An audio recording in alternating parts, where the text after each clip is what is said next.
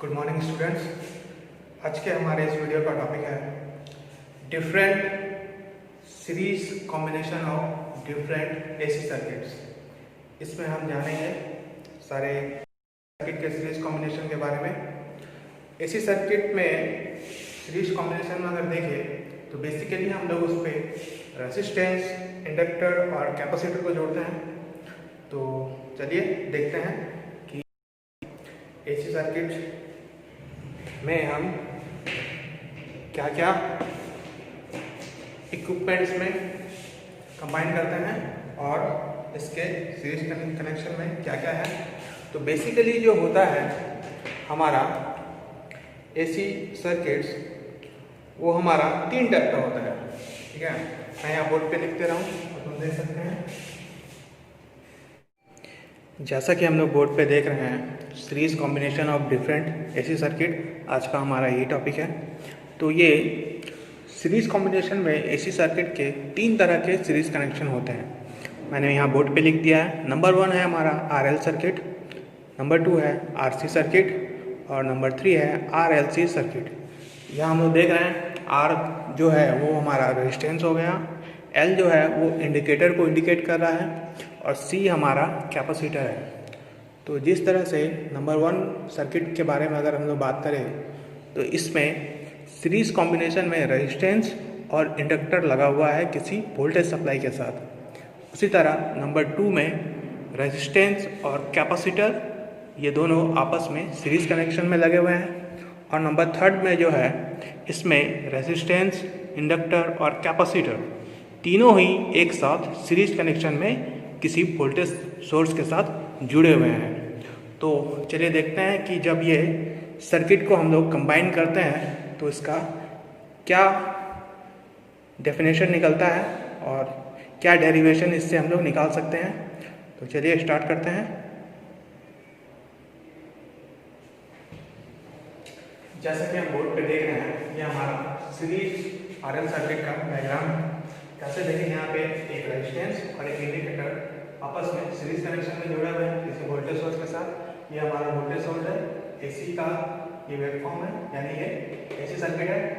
और यहाँ we are और वी एल जो है, यहाँ मैंने लिख दिया वी आर जो है ये रेजिस्टेंस के अक्रॉस होने वाला वोल्टेज ड्रॉप है और वी एल जो है वो इंडिकेटर के अक्रॉस होने वाला वोल्टेज ड्रॉप है।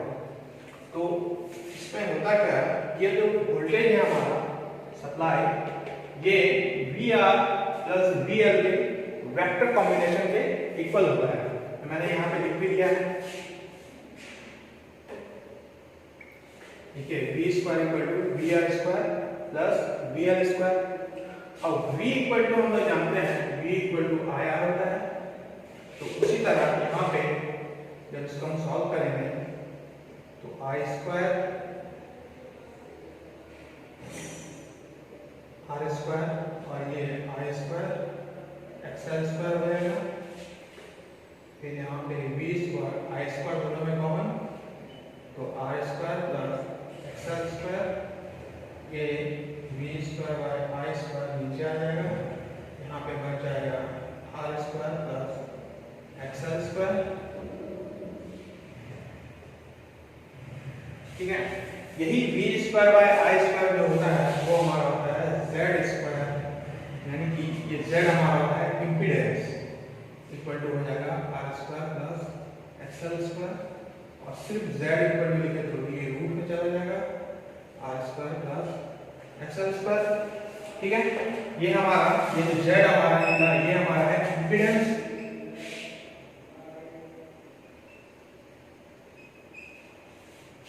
ठीक है, तो इस प्रकार सीरीज आरएल सर्किट से का जब डेरिवेशन हम निकालते हैं इस डायग्राम के थ्रू, तो हमारा यहाँ पे इम्पीडेंस फाइंड आउट होता है। ठीक है, इम्पीडेंस जो हमारा आया क्या है, root under R square plus XL square. ठीक है, ये डेरिवेशन है। और इस पे जब हम लोग देखते हैं जब cos फाई, यानी ये हमारा cos factor equal to R by Z होता है। ये cos फाई जो है हमारा, ये हमारा क्या है, पावर फैक्टर। ठीक है, ये cos फाई हमारा पावर फैक्टर हो गया। z हम यहां से निकाले इसके डेरिवेशन से, और आर तो हमारा यही हुआ है। तो किसी भी सर्किट में अगर ये वैल्यू दिया है तो उससे हम इम्पीडेंस फाइंड आउट कर सकते हैं। ठीक है, क्योंकि ये हमारा डेरिवेशन निकला।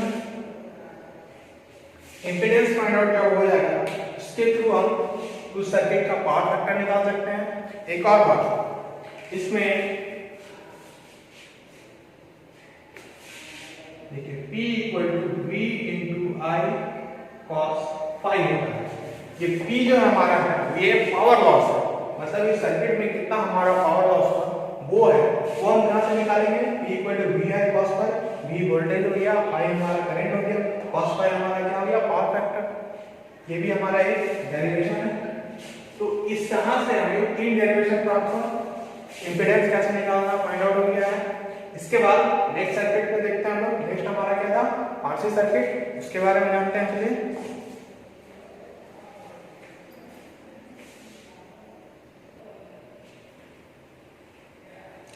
देखिए, नेक्स्ट जो हमारा है नंबर 2, वो जो हमारा सर्किट है वो हमारा आरएल नहीं होके आरसी सर्किट है। बस उसमें ज्यादा कुछ चेंजेस नहीं है, बस इस इंडिकेटर की जगह पर एक हमारा कैपेसिटर लगा देंगे। ये कैपेसिटर लगा देंगे। कैपेसिटर का अक्रॉस जो वोल्टेज ड्रॉप होगा वो हमारा VC होगा। यहाँ पे वोल्टेज ड्रॉप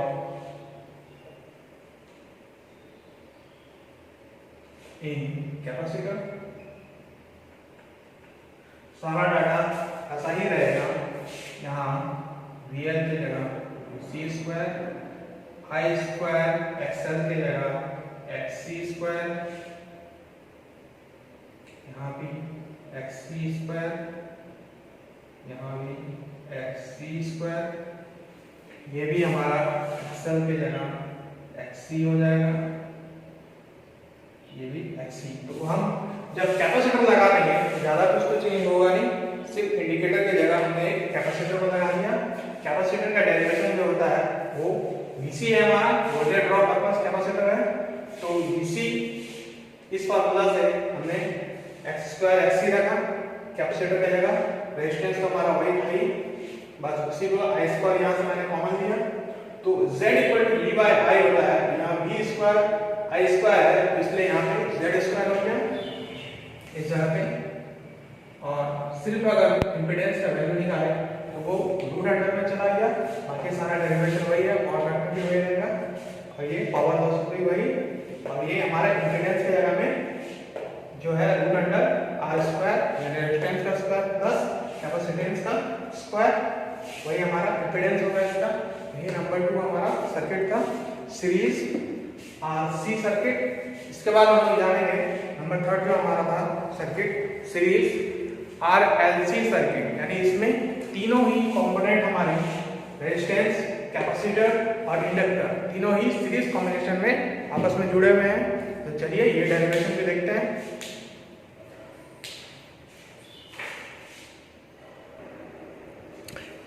नेक्स्ट और लास्ट जो हमारा सीरीज RLC सर्किट है वो जो हम लोग बोर्ड पे देख रहे हैं, देखिए किस प्रकार इसके डायग्राम में रेजिस्टेंस, इंडक्टर और कैपेसिटर आपस में सीरीज कनेक्शन में जुड़े हुए हैं और इनके बीच जो वोल्टेज ड्रॉप हो रहा है वो भी आप ऊपर देख सकते हैं। सेम वही प्रोसेस है, उसी के जैसा ही। ये VR जो है रेजिस्टेंस के अक्रॉस होने वाला वोल्टेज ड्रॉप है, VL जो है वो इंडक्टर के अक्रॉस होने वाला वोल्टेज ड्रॉप है और VC जो है वो कैपेसिटर के अक्रॉस होने वाला वोल्टेज ड्रॉप है। ठीक है, तो जब इसका डेरिवेशन हम लोग देखते हैं यहाँ पे तो देखिए V स्क्वायर जो वोल्टेज सोर्स है वो सारे जो वोल्टेज ड्रॉप है उनके वेक्टर योग के बराबर है। तो यहाँ पे VR स्क्वायर प्लस VL ये सिमिलर का यहाँ पे साइन दिया हुआ है, VL सिमिलर VC का होल स्क्वायर। ठीक है, इसको मैंने ब्रैकेट में लिख दिया है होल स्क्वायर को। और फिर हम लोग जैसे जानते हैं कि ओम्स लॉ से V equal to I into R होता है, तो उस फॉर्म में मैंने इस डेरिवेशन को यहाँ पे लिख दिया है। फिर आगे I स्क्वायर को कॉमन लेते हुए V square by I square equal to R square plus bracket under XL similar XC का होल स्क्वायर यहाँ पे लिखा हुआ है। और हम लोग जैसे जानते ही हैं कि z equal to V by I होता है, तो इसलिए V square by I square को मैंने यहाँ पे z स्क्वायर लिख दिया है। और यही z जो हमारा है इस सर्किट का हमारा क्या है, इम्पिडेंस। ठीक है, इसके पहले भाई जब हमने देखा था ये हमारा z है, हमारा क्या है, इम्पिडेंस है सर्किट का। तो इस तरह से हम लोग इम्पिडेंस फाइंड आउट करते हैं किसी भी एसी के सीरीज कॉम्बिनेशन से, सीरीज कॉम्बिनेशन सर्किट में। और हम लोग जानते हैं जैसे cos phi equal to r by z होता ही है, ये हमारा पावर फैक्टर है, और p equal to v into i होता है।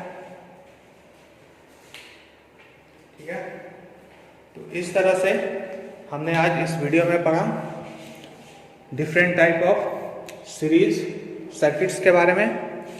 तो आज इस वीडियो को यहीं समाप्त करते हुए आप लोग घर पे ही रहिए, सेफ रहिए और हमारे साथ पढ़ते रहिए।